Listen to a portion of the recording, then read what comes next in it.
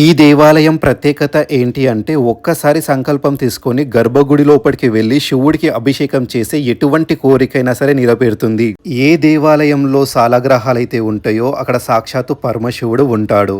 చాలా మందికి శివుడికి ఎలా అభిషేకం చేయాలో తెలియదు, శివుడికి చేసే ప్రదక్షిణలు ఎలా ఉంటాయో తెలియదు. నేను మీకు కంప్లీట్ డీటెయిల్స్ చెప్తాను, అలా చేయండి ఈ శివరాత్రికి. ఈ విధంగా మీరు చేశారంటే తప్పకుండా శివుడి అనుగ్రహం మీకు కలుగుతుంది. ఈ శివరాత్రికి 45 లక్షల జీవరాశులకు లేని అదృష్టం మానవ జీవరాశికి మాత్రమే ఉంది. జీవిత కాలం చేయాల్సిన శివరాత్రులన్నీ ఈ ఒక్క శివరాత్రి చేయడం వల్ల అంత లాభం అయితే కలుగుతుంది. ఈ శివరాత్రికి ఎవరైతే చేస్తారో ఉమామహేశ్వరం స్వామి వారి దేవాలయానికి చేరుకోవడానికి చాలా మార్గాలు అయితే ఉన్నాయి. సికింద్రాబాద్ కోటి నుంచి చేరుకునే వాళ్ళకి చాలా buses and Rapido, Uber, Ola లాంటి ఫెసిలిటీస్ ఉన్నాయి. నేను డిస్క్రిప్షన్ లో బస్ నంబర్లు కానీ మరియు మ్యాప్ లొకేషన్ క్లియర్ పెడతాను, చెక్ చేయండి. ఈ ఆలయం ప్రత్యేకత ఏంటంటే మసీద్ శివాలయం పక్క పక్కనే ఉంటుంది. మీరు చూస్తుంది ఈ శివాలయం ఎంట్రెన్స్. మహాదేవుడు 50 సంవత్సరాల నుంచి ఇక్కడ పూజలైతే అందుకుంటున్నాడు.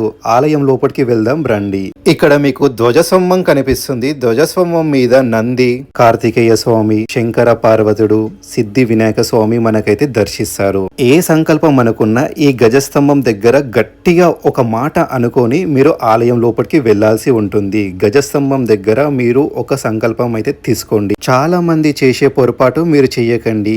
ఏ శివాలయానికి వెళ్ళినా ఫస్ట్ మీరు నంది దగ్గరికి వెళ్ళాలి. నందిని దర్శించుకున్న తర్వాత మీకు ఇక్కడ కనిపిస్తున్న సిద్ధి వినాయకుడు, తొలి పూజలు అందుకునే సిద్ధి వినాయకుని దర్శించండి. తర్వాత మీకు ఇక్కడ సాలగ్రహం కనిపిస్తుంది. సాలగ్రహం కనిపించిన దేవాలయానికి నువ్వు వెళ్ళినవంటే కోటి జన్మలు చేసుకున్నంత పుణ్యాన్ని నువ్వు చేసుకుంటావు. అలాంటిది ఈ దేవాలయంలో సాలగ్రహం ఉంది. ఈ దేవాలయానికి మీరు తప్పకుండా వెళ్లాల్సిందే. ఈ దేవాలయంలో ఏ సంకల్పమైనా కోరుకోండి. 42 రోజులు మీరు ప్రదక్షిణలు గనక ఈ ఆలయంలో చేస్తే తర్వాత గర్భాలయంలోకి వెళ్ళి శివుడికి, సాక్షాత్తు ఆ పరమశివుడికి మీరు గనక ఒక్కసారి అభిషేకం చేశారంటే మీరు ఏ కోరిక కోరుకున్నా తప్పకుండా 42 రోజులోపు తీరుతుందని చెప్పేసి ఈ దేవాలయంలోకి వచ్చే భక్తుల నమ్మకం. ఉమామహేశ్వర స్వామిల వారి దేవాలయానికి వచ్చిన తర్వాత గర్భాలయంలో ఉన్న ప్రతి ఒక్క దేవుని దర్శించుకోండి. ముఖ్యంగా మీరు శివాలయానికి వెళ్తే దక్షిణమూర్తి ఉంటారు. తప్పకుండా దక్షిణమూర్తిని ఒక నమస్కారం పెట్టాల్సి ఉంటుంది. ఈ దేవాలయంలో మీరు చూస్తున్నారు కదా, గోడ చుట్టూ చాలా ఫోటోలు, రుద్రాక్షలు చాలా ఉంటాయి. సిద్ధి వినాయక స్వామి పటం గాని, తర్వాత మీరు చూసే ఇక్కడ అయ్యప్ప స్వామి, వినాయక స్వామి గాని, తర్వాత రాధాకృష్ణుల గాని చాలా విశిష్టమైన ఆలయం ఇది. నిత్యం ప్రతి రోజులు పూజలు అందుకుంటారు ఈ దేవాలయంలో. స్వామివారు గత 50 సంవత్సరాల నుంచి అలుపెరగని పూజలు అయితే చేశారు ఈ దేవాలయంలో. మీరు చూసినారు కదా, ఈ దేవాలయం చుట్టుముట్టు కంప్లీట్గా దేవుళ్ళతోటి నిండి ఉంటుంది. తర్వాత మీరు ఈ దేవాలయం నుంచి పక్కకు వస్తే కొన్ని ఉప ఆలయాలు ఉన్నాయి. ఈ దేవాలయం లెఫ్ట్ సైడ్ వెళ్తే మీకు చిన్న విగ్రహాలతోటి పరమశివుడు దర్శిస్తాడు, లింగాలతోటి. ఇక్కడ ఎవరైతే అభిషేకం చేయాలనుకుంటున్నారో ఇక్కడ రాగి చొంబు ఉంటుంది, అక్కడ మీరు చెయ్యండి. ఏ రాగి చెట్టు కింద అయితే దేవుళ్ళు ఉంటారో అక్కడ మీరు గట్టిగా దృఢంగా గట్టి సంకల్పంతో కోరిక కోరుకోండి. కానీ ఆ కోరికలో నీతి, నిజాయితీ, న్యాయం, ధర్మమైన కోరిక ఉండాలి. ఆ కోరిక మీకు తప్పకుండా శివుడు అడుగుతే కాదనకుండా మీరు ఏ కోరికనైనా సరే నెరవేర్చారు. ఈ ఆలయం అటువంటి చరిత్ర కలిగిన దేవాలయం ఇది. ఈ దేవాలయాన్ని ఇంత ముందుకు ఎవరు చూపించలేరు. నేను ఫర్ ద ఫస్ట్ టైం నేను ఎన్నో సంవత్సరాలు, దాదాపు 25 సంవత్సరాల నుంచి చూస్తున్నాను ఈ దేవాలయాన్ని. తర్వాత అక్కడ మీరు రాగి చెట్టు నుంచి లోపలికి వెళ్తే చిన్న గృహం లెక్క ఉంటుంది. ఇక్కడ మీరు హనుమంతుని మీరు మొక్కుకోండి. చెప్తున్నాను కదా, మీరు నెక్స్ట్ లెవెల్ గా ఫీల్ అవుతారు ఇక్కడ హనుమంతుని చూస్తే. ఈ హనుమంతుని మీరు క్లియర్ గా అబ్జర్వ్ చేయండి.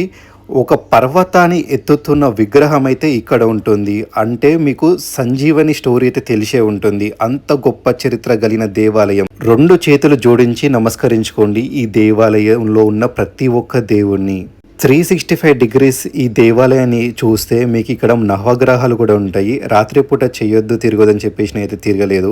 ఏ దేవాలయానికి వెళ్ళినా నవగ్రహాల పూజ చేయాలంటే మీరు పంతులు అంటే పూజారి గారి డెసిషన్ తీసుకొని చెయ్యండి, సొంతంగా చెయ్యకండి.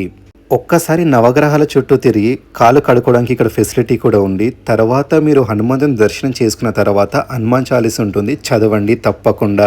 అండ్ ఇక్కడ మీకు కనిపిస్తున్న ప్రతి ఒక్క ఫోటోకి ఒక నమస్కరించండి దేవునికి నమస్కరించడంలో తప్పు లేదు. మీరు చూస్తున్నారా, చాలా ఫెసిలిటీస్ ఉన్నాయి ఇక్కడ. 50 సంవత్సరాల క్రితమే భక్తులకి కావాల్సినదన్నీ చేశారు. చూస్తున్నారు కదా ఎంత చిన్న గృహ లేక ఉందో ఈ ఆలయంలో. అండ్ మీకు ఇక్కడ ఉన్న శివుని చూపిస్తాను. మీరు 2 చేతులు పెట్టుకొని మీ మనసులో ఉన్న కోరిక కోరుకోండి, తప్పకుండా మీకు శివుడు అనుగ్రహిస్తాడు.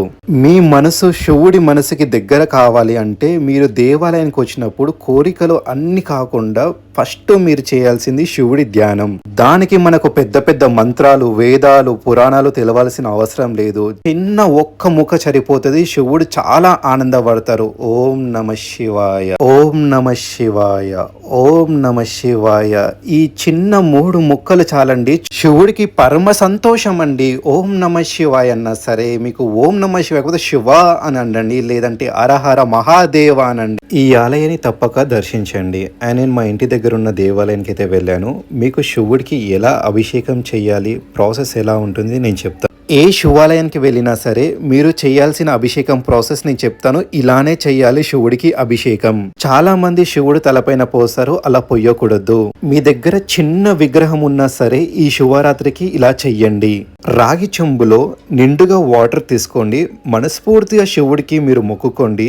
మీరు మొక్కుతే ఎలా ఉండాలంటే మీ మనసు శివుడి మనసు ఒకేలాగా ఐక్యమయ్యేంత భక్తితోటి మీరు మొక్కండి. మొక్కిన తర్వాత ఫస్ట్ ఇక్కడ పొయ్యాల్సి ఉంటుంది. ఇక్కడ ఎందుకు పొయ్యాలంటే వినాయక స్వామి వారు ఇక్కడ ఉంటాడు. సో మీరు ఏ శివాలయంలో శివుడికి అభిషేకం చేయాలనుకున్నా ఫస్ట్ ఇక్కడ రైట్ సైడ్ చెయ్యండి.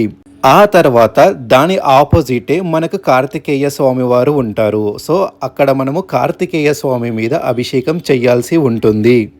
మీరు అబ్జర్వ్ చేశారా, శివలింగం చేస్తే మొత్తం శివ కుటుంబానికి అభిషేకం చేసినట్టు సమానం. కొంచెం మీద మధ్యలో ఇక్కడ బాల త్రిపుర అశోక సుందరి దేవి ఉంటుంది, అక్కడ మీరు అభిషేకం చెయ్యాలి. వినాయక స్వామి, కార్తికేయ స్వామి, బాల త్రిపుర అశోక సుందరి దేవి, ఈ 3 దేవుల మీద అభిషేకం చేసిన తర్వాత మనం క్లాక్ వైజ్ అంటే మన వాచ్ ఎలా తిరుగుతుందో అలా చుట్టూ మనం అభిషేకం చేయాల్సి ఉంటుంది. అంటే పార్వతీదేవి ఉంటుంది. శివుడి అర్ధ భాగం పార్వతీదేవి కదా, సో ఇక్కడ కంప్లీట్ పార్వతీదేవి మీద అభిషేకం చేసిన తర్వాత ఆ సాక్షాత్తు చివరిగా మహాదేవుడి మీద అభిషేకం చేయాల్సి ఉంటుంది. మర్చిపోకండి, ఇలా చుట్టూ చేసిన తర్వాతనే మీద శివుడి మీద అభిషేకం చెయ్యండి. ఆ తర్వాత మీరు మీద కొన్ని వాటర్ ఉంటే పొయ్యండి. పోసిన తర్వాత ఒక్కొక్క చుక్క కింద పడుతుంది. దాని మీనింగ్ ఏంది అంటే ఒక్క చుక్క నీళ్ళు మీరు శివుడి మీద అభిషేకం చేస్తే శివుడు ఉబ్బిపోతాడండి పరమ ఆనందంతో.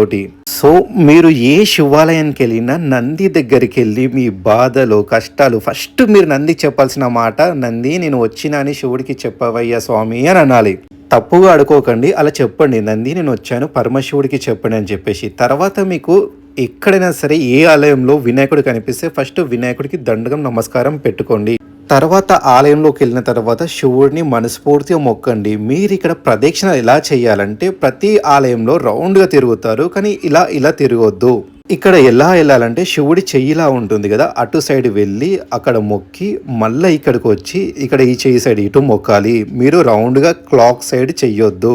మళ్ళీ గుర్తుపెట్టుకోండి, శివుడి దగ్గరికి వచ్చి మొక్కి అలా రౌండ్గా వెళ్ళి ఇక్కడ సైడ్ ఆగి మనస్ఫూర్తిగా మొక్కి మళ్ళా ఇటు రివర్స్ ఇటు వచ్చి మళ్ళా ఇక్కడ కంప్లీట్ ఇక్కడ ఎండ్ కనిపిస్తుందిగా ఇటు ఎండ్ చేయి సైడ్ ఇక్కడ మొక్కి మళ్ళా అలా వెళ్ళాలి. ఇలాంటి ప్రాసెస్ చేయాలి. మీరు కంప్లీట్గా శివుడి సైడ్ 1 చుట్టు కానీ 3 కానీ 7 కానీ 11 కానీ చెయ్యండి. శివరాత్రికి మీరు దాదాపు 11 సారి అభిషేకం చేయడానికి ట్రై చేయండి మీ ఇంట్లో. కానీ మీరు ఉపవాసం ఉన్న తర్వాత రాత్రి 12 గంటలకు మీరు చేసే అభిషేకం చాలా పవిత్రం, చాలా ప్రత్యేకమైన అభిషేకం. గుర్తుపెట్టుకోండి, ఎవరైతే శివరాత్రికి ఉపవాసం ఉంటారో రాత్రి 12 గంటలకి అభిషేకం చేయడం మర్చిపోకండి. మీకు కుదిరితే రోజుకి 3 సారి చేయండి, 5 సారి చేయండి, లేదా 11 సారి అయితే చెయ్యండి. కొంతమంది స్త్రీలకి హెల్త్ బాగుండదు, ప్రెగ్నెన్సీ 7 మంత్స్ ఉన్న వాళ్ళు చేయకండి. కానీ మీరు చేసే విధానం కూడా ఉంది. మనసు నిండా ఓం నమ శివాయ అనుకోండి. మీరు అభిషేకాలు ఎట్లా చేస్తారో అవి గుర్తుపెట్టుకోండి. అలా మీరు ఊహించుకోండి.